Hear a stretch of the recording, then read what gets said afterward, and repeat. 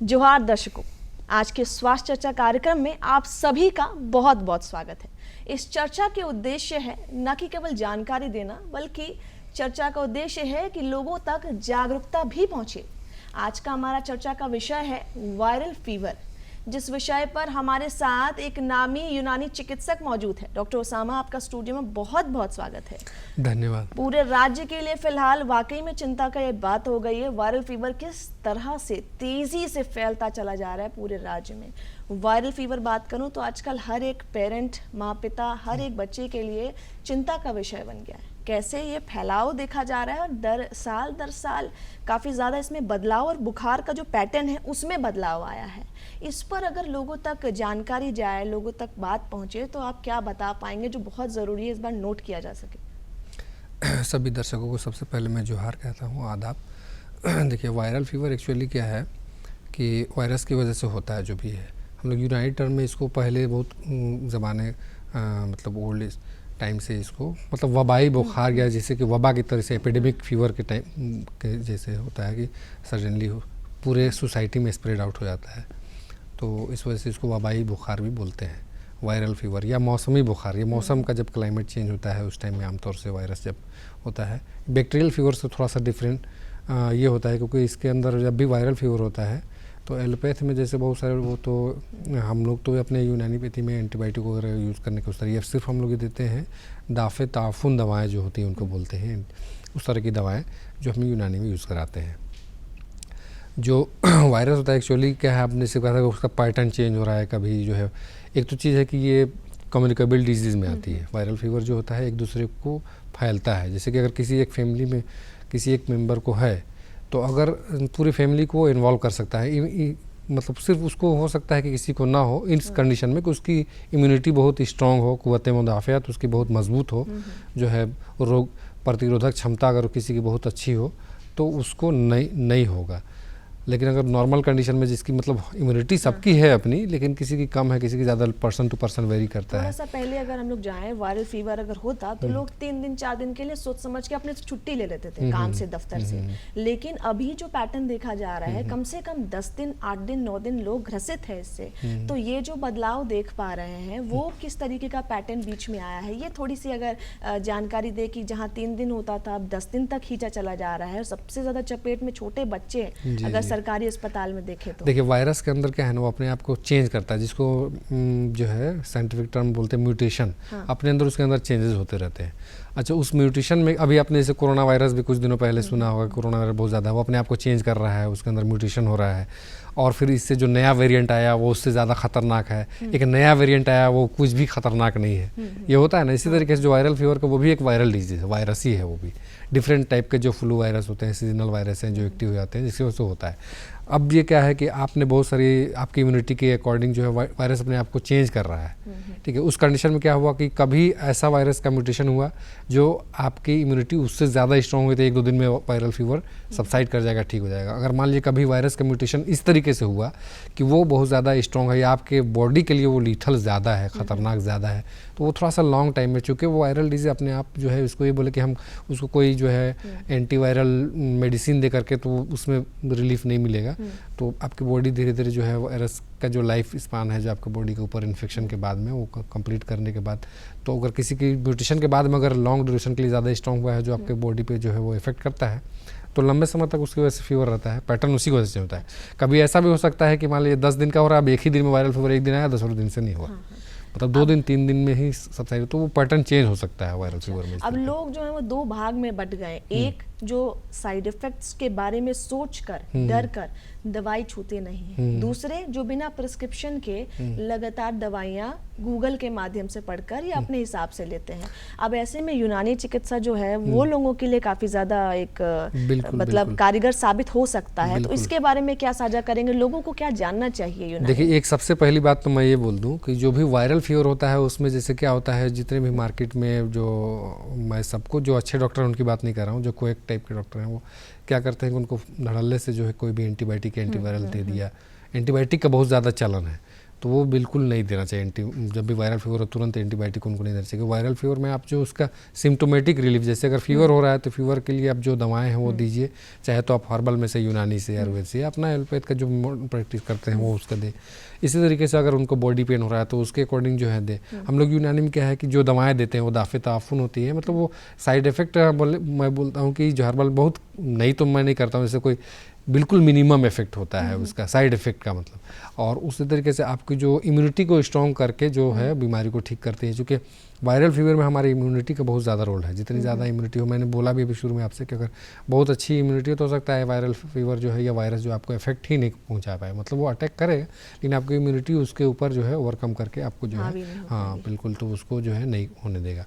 तो हमारे यहाँ जो दवाएं देते हैं, जैसे कि वायरल फीवर के अंदर में अगर फीवर है तो सिम्टोमेटिक ट्रीटमेंट के तौर पर जैसे एक दवा है हमारे यहाँ खांसी है, उसको देते हैं। फिर कंडीशन के ऊपर भी डिपेंड करता है कि उसको, अगर बच्चे हैं तो बच्चों को जो है उसकी जैसे ड्रॉप फॉर्म में है जो दवाएं हमारे यहाँ उनको देते हैं, या उसका जो है लिक्विड फॉर्म में जो है वो दवाएं देते हैं। खांसी है, इसी तरीके से एक करंजो है, उसका साइंटिफिक नेम है सीजल्पिनिया बोंडोसेला, तो उसका पाउडर करके भी देते हैं। हालांकि उसका वो एंटी इन्फ्लेमेटरी भी इफेक्ट रखता है, मतलब अगर बॉडी पेन वायरल फीवर से हो रहा है तो उसमें भी इफेक्ट होगा। इवन कि वो जो है दाफे ताफुन या एंटीसेप्टिक के तौर पर है, तो जिस तरीके से जो वायरस को उसको किल करने में भी वो हेल्प करता है।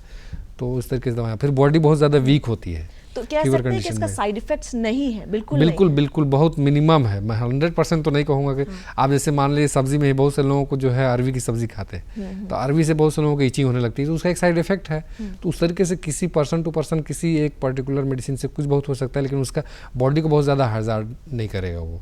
जिस तरीके से कि किडनी को बहुत ज़्यादा डैमेज कर रहा हो या लीवर को, उस तरह की कंडीशन नहीं होगी। मिनिमम बहुत जो है वो हो सकता है। अब कहते हैं कि बुखार पूरी तरीके से शरीर को तोड़ कर रख देता है, एक एक अंग जो है वो प्रभावित होते हैं। सबसे ज़्यादा अंग कौन सा प्रभावित होता है? और अगर आपकी दवाई प्राकृतिक जो चलती है, शुरू होती है, अगर यूनानी चिकित्सा शुरू होता है उस पर, तो कितना समय लगभग लगता है इलाज में? क्योंकि माना जाता है कि अगर आप प्राकृतिक इलाज के प्रति जाएंगे तो आपका दिन जो है वो थोड़ा लंबा जाता है, इस डर से लोग जाना ही नहीं चाहते हैं। नहीं, वायरल फीवर में तो ऐसा नहीं बोलेंगे बहुत ज़्यादा समय लगेगा, क्योंकि उसमें एलोपैथ में भी अगर जो कोई मॉडर्न मेडिसिन खाता है या दूसरी भी, तो उसमें वो समय लगता है, जो उसका टाइम है वो लगेगा उस तरीके से। हमारे यहाँ इस तरीके से यूनानी में जो दवाएं देंगे उसमें भी जो समय है वही तकरीबन लगेगा। बहुत सारी दूसरी डिजीज में बोलते हैं कि थोड़ा समय लगेगा, लेकिन इसमें वायरल फीवर में तो उस तरीके जो वबाई बुखार है उसमें ऐसा नहीं। अच्छा, इसमें आप कहें कि कौन सा बॉडी बहुत ज़्यादा इफेक्ट होता है, तो बहुत ज़्यादा देखिए क्या फीवर के कंडीशन में क्या होगा, बहुत ज़्यादा आपको स्वेटिंग होगी या पर्सपिरेशन होगा, तो इसी वजह से फ्लूइड का इंटेक बहुत ज़्यादा करना चाहिए।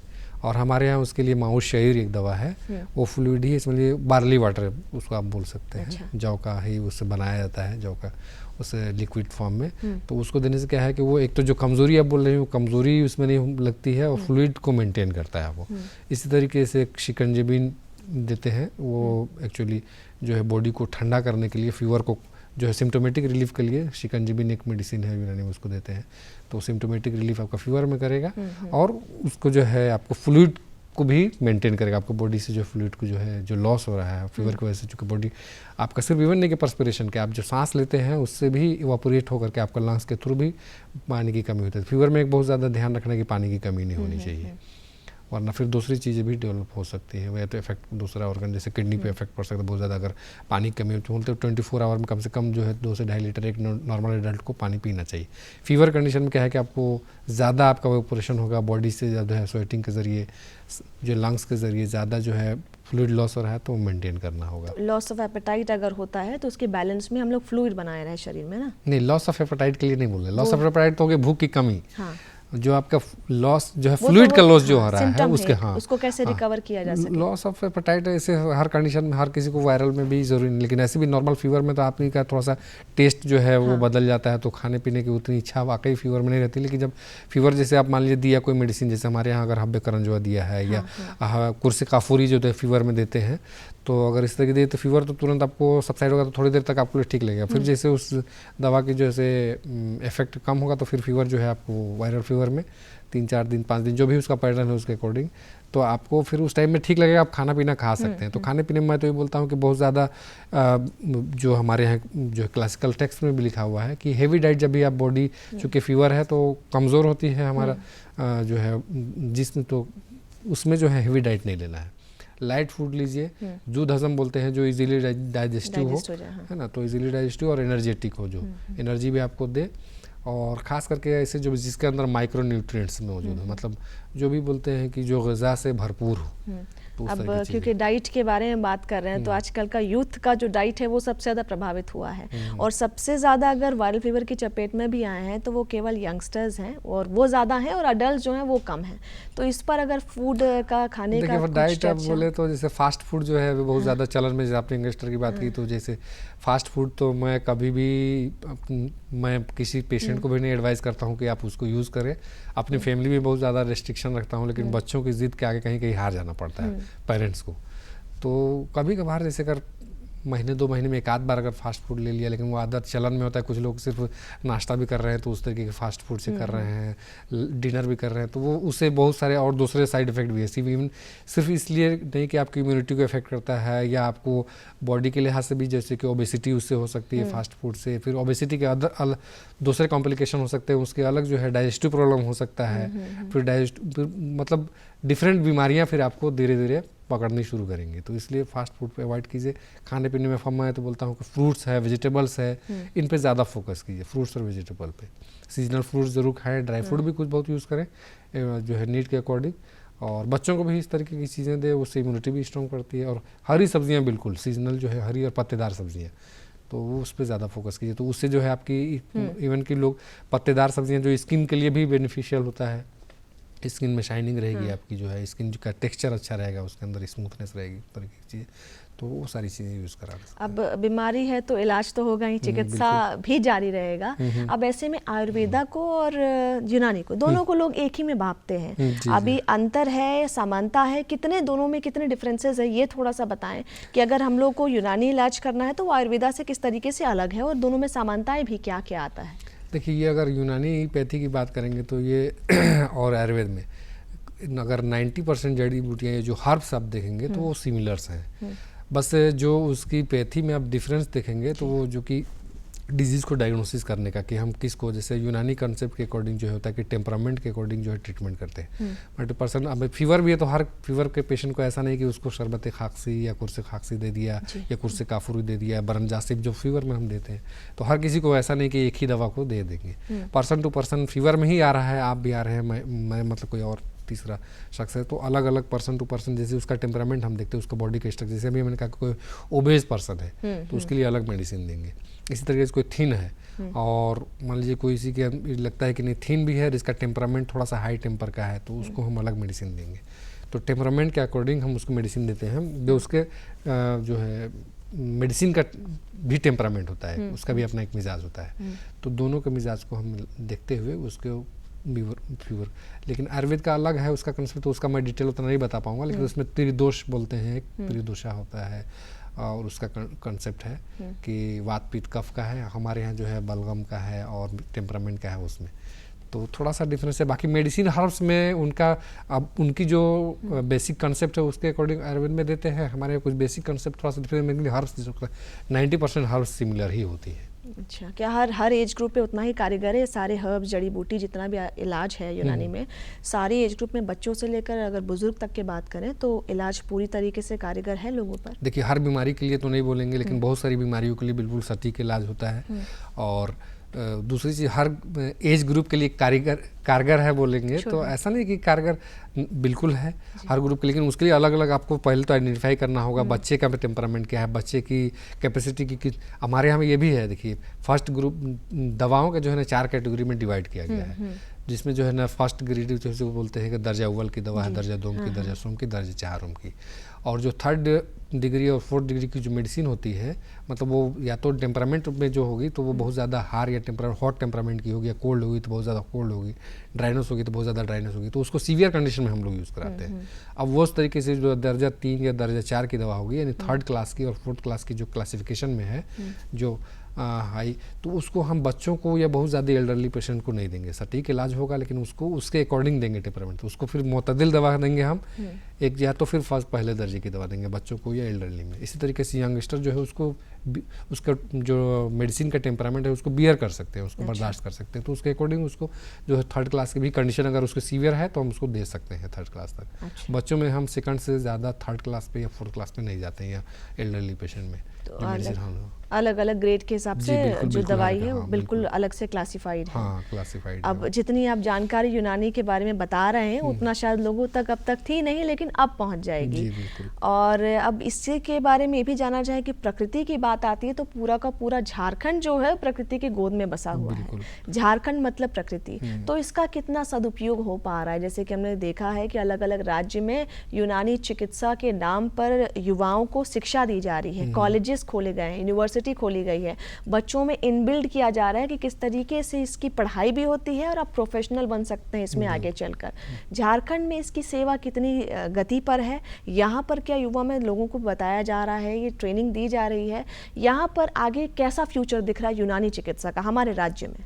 देखिए हमारे राज्य में झारखंड की अगर मैं बात करूँ तो यहाँ पर तो यूनानी हर्ब्स का बहुत ज़्यादा स्कोप है, क्योंकि ये पूरी जो है झारखंड अगर आप देखें तो जड़ी बूटियों और प्राकृतिक रिसोर्स हर्ब्स का जो है भंडार है यहाँ पर। मैं जहाँ भी जाता हूँ, अपने जहाँ पोस्टिंग है इधर उधर, तो मैं तो देखता हूँ, नज़र रहती है कि अच्छा ये जड़ी बूटी, चूँकि मैंने पढ़ा है बहुत सारी मेडिसिन को पीजी के दौरान भी और आइडेंटिफाई किया है बहुत सारी, कुछ कुछ को मैं भी नहीं पहचानता हूँ, मतलब मैंने बुक में पढ़ा लेकिन मैक्सिमम दवाओं को मैं पहचानता हूँ खुद, जैसे देख करके फ्रेश है उस तरीके के। तो उस तरीके से देखें तो झारखंड के अंदर बहुत ज़्यादा हर्ब्स मौजूद है। अच्छा, गवर्नमेंट ऑफ इंडिया ने अभी एक प्रोग्राम जो है 2014 में लॉन्च किया है, नेशनल आयुष मिशन करके। अभी आपने बताया कि बच्चों को स्कूल के सिलेबस में भी आयुष के बारे में पढ़ाया जा रहा है। तो आयुष में आयुर्वेदा है, योगा है, यूनानी है, सिद्धा, होम्योपैथी, सारी चीज़ें, सोअरिकपा है, तो ये सारी चीज़। उसमें यूनानी के बारे में थोड़ा बहुत डिस्क्रिप्शन दिया है मैंने, स्कूल के बच्चों की किताबों में मैंने देखा भी है वो। दूसरी चीज़ है नेशनल आयुष मिशन जो है, उसके अंदर जो है एक आयुष ग्राम करके एक प्रोग्राम में इंक्लूड किया गया है। उसके कुछ जो है बेसिक या एसेंशियल कंपोनेंट्स है, कुछ फ्लेक्सी कंपोनेंट्स है। बेसिक कंपोनेंट के अंदर जो है गवर्नमेंट जो है वो आयुष ग्राम करके कुछ ऐसे आयुष के विलेजेस बनाए जाएँ, और हर डिस्ट्रिक्ट में या हर उस तरीके से क्षेत्र में जहाँ लोग अपने आसपास में जो भी हर्ब्स पाए जाते हैं। मैं जहाँ पर रहता हूँ, मैं देखता हूँ अपने घर में बहुत सारे लोग समझ रहे हैं कि ये घास फूस इस तरीके की हैं, लेकिन बहुत सारी वो हर्ब्स है जो बहुत अच्छी बीमारियों में, डिफरेंट लीवर के लिए, पेट के लिए बहुत बेहतरीन और बहुत ही यूज़फुल जो है, एफिकेशियस जो है वो हर्ब्स हैं जिनको हम यूज़ करते हैं बहुत सारे। अब मैं बताऊँ अब आपको डिस्कशन में ही कि मेरे घर के पास कुछ जो है, मैं जो है झाड़ी उड़ी सफाई करवा रहा था, तो मैंने कुछ देखा, कुछ जो है हर्ब्स मौजूद थे। एक बहुत यूजफुल है लीवर के अंदर, सोलेनम नाइग्राम बोलते हैं, मकू या नबुस्सा अलग भी बोला जाता है उसको। देसी भाषा में क्या लोग कहते हैं उसको? हमारे यहाँ उसको जो है ना कुकुर भाटा है, कुछ इस तरीके से बोलते हैं, छोटा आदमी जो है लोकल हमारे गांव में। तो उस तरीके, तो मैंने उसको सेव करके, तो मेरी वाइफ बोल भी रही कि मतलब इसको क्यों छोड़ दिया। मैंने बताया कि ये हमारी एक हर्ब्स है जो यूज़ की जाती है लीवर के लिए, तो बोले कि उसका फल पकेगा तुम भी यूज़ करना, तुम्हारे लिए भी जो है पेट के लिए, डाइजेस्टिव के लिए अच्छा रहेगा, भूख भी अच्छी लगेगी उससे बोल करके। तो इस तरीके से बहुत सारी जड़ी बूटियाँ हैं। मैंने फिर अपने घर के सामने ही एक जो है बूटी मैंने देखी, मतलब इस तरीके से, मतलब मैं सिर्फ मिसाल के तौर पर मैं बता रहा हूँ। ये साद कॉफ़ी बोलते हैं उसको, साइप्रस रोटुंडस उसका साइंटिफिक नेम है, और वो बहुत अच्छा है, वो भी लीवर के लिए। हेपेटाइटिस बी में बल्कि इवन मैं बता रहा हूँ एक कंपनी है, बल्कि अगर नाम लेने में कोई हर्ज नहीं हो तो हिमालय कंपनी उसको बनाती भी है जो है उसके लिए मेडिसिन, और उसको लीवर के तौर पर जो है उसको हमारे यहाँ भी यूज़ करते हैं, और हेपेटाइटिस बी में बहुत अच्छा एफिकेसी, मतलब बेनिफिशियल है वो। तो अगल बगल में इस तरीके से आप देखेंगे, मेरे घर के जैसे बाहर में जाएंगे तो एक और पौधा है, खांसी के लिए बहुत बेहतरीन है। क्या होगा वो? तो वो उसका नाम है, हमारे गांव में तो बोलते हैं उसको, झारखंड में ही, हमारे अब रांची में तो बोलते हैं, अब किसी और डिस्ट्रिक्ट में हो सकता है, बाकसपतई बोलते हैं उसको। वो बहुत अच्छा ब्रोंकियो डायलेटर है खांसी, बल्कि इवन वायरल फीवर के बाद में अगर खांसी होती है किसी को तो उसमें दे सकते हैं इसको, बहुत अच्छा काम करेगा। वायरल फीवर में अगर खांसी हो रही है तो उसके पत्तों को जो है थोड़ी देर के लिए 10 से 15 मिनट जो है उबाल करके थोड़ा सा अदरक भी डाल लीजिए। बहुत सारी अब जड़ी बूटी आपके घर के किचन में बहुत सारी ऐसी चीज़ें होती हैं जिसको आप यूज़ कर सकते हैं। तो उसमें थोड़ा सा अदरक डाल दिए, थोड़ी सी जो है उस पर गोल मिर्च जो है उसको डाल करके, और इलायची जो है थोड़ा सा उसको उबाल करके, और उसको फिर जो है काढ़ा बना करके, जो शांदा बोलते हैं जिसको, तो उसको यूज़ कराइएगा, बहुत बेहतरीन खांसी में भी। और आपका वायरल फीवर के बाद में अगर गले में जो सोर थ्रोट हो रहा है तो उसमें बहुत बेहतरीन काम करेगा। अब झारखंड के ग्रामीण इलाकों में देखें तो आज भी घास का उपयोग काफ़ी ज़्यादा लोग इंटेक करते हैं, उसको पूरा ग्रहण करते हैं। जैसे हो गया दूब घास हो गया, लेमन ग्रास हो गया, इन सबको लोग खाते हैं। और लेमन ग्रास तो ऐसा नहीं, वो तो लगाया भी जाता है, वो तो बहुत अच्छा है, हमारे यूनानी में उसको मेडिसिनल उसकी बहुत अच्छी प्रॉपर्टी, उसको यूज़ भी किया तो जाता है। इसका मतलब आज जैसे तो ग्रामीण ऐसे वो में, ग्रामीण में देखिए, हम जो हर्ब्स है वो इसी तरीके से लोगों ने उसको देखा, परछा, उसको सैकड़ों साल तक यूज़ किया, उसके देखा कि हाँ इसको यूज़ करने के बाद में ये हो रहा है। तो उसी तरीके जो ग्रामीण में बहुत सारे आज भी पहले से लोग ट्रेडिशन चले आ रहे हैं, उनके जो है दादा परदादा दादी नानी बताते चली आई, तो उस तरीके से वो यूज़ कर रहे हैं। तो वही हर्ब्स है, उसको पहले क्लासिकल टेक्स्ट में किसी ने पढ़ा, फिर यूज़ करा रहे हैं, उसको देखा कि हाँ ये तो बहुत अच्छा है इसके लिए एफिकेशियस। अब मैं बता रहा हूँ आपको, वही बाकस पता ही बोलते हैं जिसको, अड़ूसा बोला जाता है बहुत, तो उसको बुक्स में अड़ूसा है, हशीश दूसरा। तो उसको यूज़ करके देखिए अभी कितनी बेहतरीन जो है, मैंने कई लोगों को यूज़ कराया है अपने यहाँ, मेरे हॉस्पिटल में कई नर्सेज को मैंने यूज़ कराया, उनको जो है बहुत सारी इस तरह एपिसोडिक कफ होता था, तो बहुत उसके बाद बोले कि मैंने यूज़ किया, उसका मुझे हो ही नहीं रहा है। तो यूज़ करने पे आपको बिलीफ होगा कि हाँ वाकई हर्ब्स ही बहुत अच्छी एफिकेशियस होती है। तो ये देखा जा रहा है। और अगर बात करें तो जैसे कुछ क्रोनिक डिसीजेस हो गया, किडनी के बारे में अगर हो गया, हार्ट ब्लॉकेज हो गया, जो कि आज के ज़माने में काफ़ी आम है। लोग अगर एलोपैथी से हारते हैं, अगर किडनी अगर फेल हो गया तो सीधा उनके पास डायलिसिस या तो ट्रांसप्लांट का उपाय बच जाता है। तो लोग उसके बाद आखिरी स्टेज पर अपना रुख मोड़कर या तो यूनानी या फिर आयुर्वेदा के पास मुड़ते हैं। तो ऐसे लोगों को क्या सुझाव देंगे? आपके पास क्या इलाज है? किडनी वाले जो किडनी से फेलियर से ग्रसित मरीज हैं, जो कि बहुत ज़्यादा तादाद में है, उन्हें झारखंड से बाहर जाना पड़ता है क्योंकि कईयों के पास जानकारी नहीं है। तो कब वो यूनानी की ओर मुड़े और कितना ज़्यादा यूनानी इसमें कारगर है? देखिए, एक तो बात जैसे कि अगर शुरुआत में ही अगर कोई बीमारी है, क्रोनिक डिजीज़ भी मतलब वो तो जब होता है कि आप धीरे धीरे उसको बहुत लॉन्ग ड्यूरेशन तक चल रहा है, आप उसको ध्यान नहीं दे रहे हैं, तो अगर शुरुआत में आएंगे तो मुझे लगता है कि शायद उतने ज़्यादा नुकसान ना हो। बहुत सारे जैसे पेन किलर जो है लोग यूज़ कराते हैं, वो उतना पेन के लिए ही, किडनी पे इफेक्ट पड़ता है उसका, लीवर पे इफेक्ट पड़ता है। अगर वो हर्ब्स को यूज़ करेंगे तो उतना ज़्यादा आपको हो सकता है कि पेन रिलीफ उतना ज़्यादा ना मिले, लेकिन आपको रिलीफ मिलेगा 50% 70% तक, लेकिन आपका किडनी और लीवर बहुत सेफ रहेगा उसमें।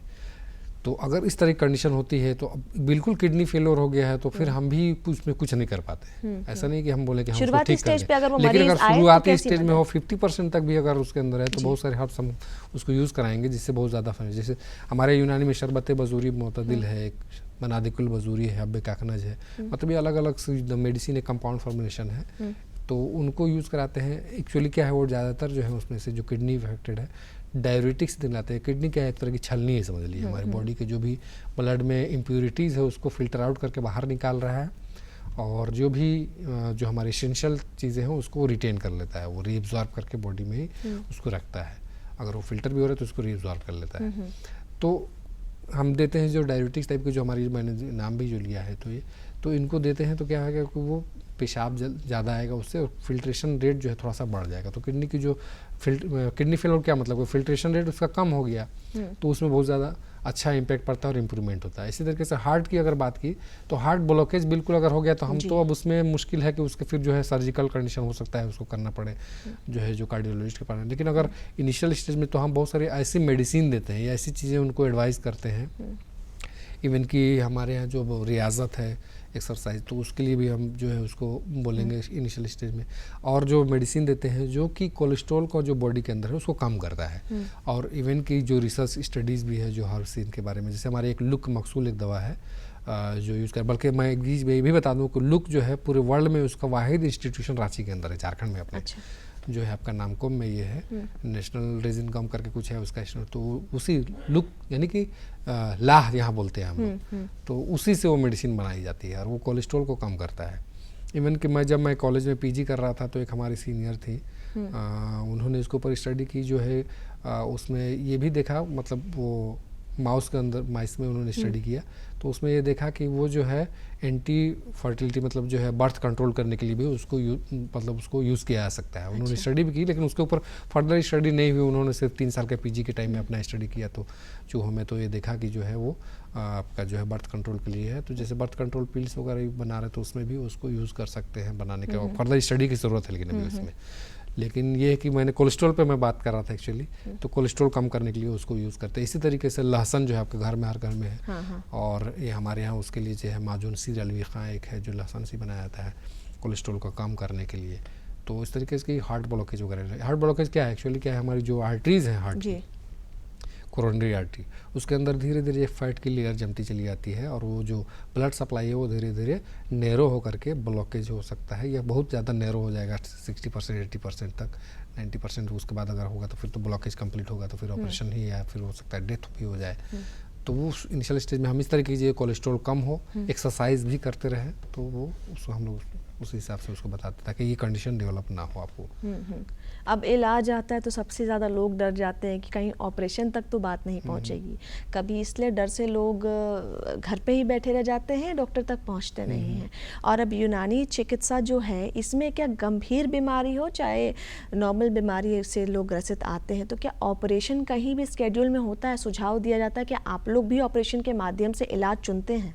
जी बिल्कुल, देखिए यूनानी में भी आपको देखिए हज़ारों साल पहले से ऑपरेशन का, बल्कि एक बुक है, मैं उसको आपको रेफरेंस के तौर पर नाम ही बता दूँ, किताबुत तशरीफ़ नाम है उसका, अबुल कासिम अल ज़हरावी, ये अंदलुस के एक फिजिशियन थे, उनकी एक बुक है, 30th वॉल्यूम में ये बुक है। उसकी जो 30th वॉल्यूम है 1 to 29 अलग अलग में डिस्कशन है, लेकिन 30th वॉल्यूम टोटल जो है सर्जरी के ऊपर ही इसकी डिस्कशन है। और उन्होंने बहुत सारे इंस्ट्रूमेंट भी उसमें पिक्चर के साथ जो है आज भी वो जो यूज़ किए जा रहे हैं, जो भी वो सर्जिकल इंस्ट्रूमेंट उसका देखेंगे तो वही मॉडिफाइड फॉर्म है। इसी तरीके से एक और बुक का मैं डिस्कशन करूँगा, एनॉप्टिक्स के नाम से, किताबुल मनाजिर, इब्ने हशम की बुक है, उसमें आई सर्जरी के बारे में पूरा डिस्कशन किया गया। इसी तरीके से सबसे पहले एनेस्थीसिया का यूज़ करके आँख का जो है कटरैक्ट का ऑपरेशन जो है इब्ने कहाल, ईसा इब्ने कहाल जो है ये इजिप्शियन फिजिशियन थे, उन्होंने इसको सबसे फर्स्ट टाइम में इन्होंने सर्जिकल यूज़। आज भी सर्जरी मतलब आपको जो है हमारे भारत के अंदर भी जो BMS का सिलेबस है तो उसमें भी सर्जरी पढ़ाई जाती है। और अब इवन कि PG भी बहुत ज़माने आज से ही नहीं, अलीगढ़ मुस्लिम यूनिवर्सिटी में था तो वहाँ पर भी मेरे ख्याल से शुरू से MS होता है और सर्जरी पढ़ाई भी जा रही है और सर्जरी की भी जाती है। और गवर्नमेंट ने बल्कि अब तो आयुर्वेदा को भी ऐसे सर्जरी के बहुत सारे सर्जरी के लिए परमिशन दिया है। यूनानी के लिए भी फाइल बढ़ी हुई है, हो सकता है कि इनसे प्लान में है कि और उसमें मतलब जनरलाइज करके इसको पॉपुलराइज किया जाए ताकि जो भी जहाँ पर जो कि यूनानी फिजिशियन जहाँ कर सकते हैं उनको परमिट करे कि ऑपरेशन के लिए। और हम लोग भी सजेस्ट करते हैं जहाँ ज़रूरत हो, इवन कि अगर यूनानी फिजिशियन नहीं है तो जो जनरल जो सर्जिकल कंडीशन है उसको तो हम तो इलाज नहीं करेंगे, उसको सर्जन नहीं करेगा। तो आपने बहुत ही ज़्यादा और बहुत ही ज़्यादा लाभदायक लोगों को जानकारी दी है कि जहाँ एलोपैथी है, जहाँ पर आयुर्वेदा है, वहीं यूनानी भी एकदम बराबरी पे लोगों पर कारीगर है और उतना ही मददगार है जितना ये बाकी दोनों इलाज आज में है। आज हमारे स्टूडियो पे जुड़ने के लिए बहुत बहुत धन्यवाद, बहुत सारी जानकारी आपने साझा की। तो आपने सुना कि किस तरीके से जितना भी इलाज है वो गंभीर इलाज हो चाहे बिल्कुल उत्पन्न हो रहा हो किसी के शरीर में, अगर वो शुरुआती दौर पर प्राकृतिक इलाज को अपनाएंगे तो पूरी तरीके से उनका शरीर दुरुस्त हो सकता है। और झारखंड के लिए प्राकृतिक इलाज जो है वो सबसे ज़्यादा लाभदायक है। उम्मीद है कि इस जानकारी से आप सभी को काफ़ी ज़्यादा जानकारी और जागरूकता दोनों मिली। आगे ही इसी तरह नई जानकारियों के साथ जुड़ेंगे, बने रहे दूरदर्शन झारखंड के साथ।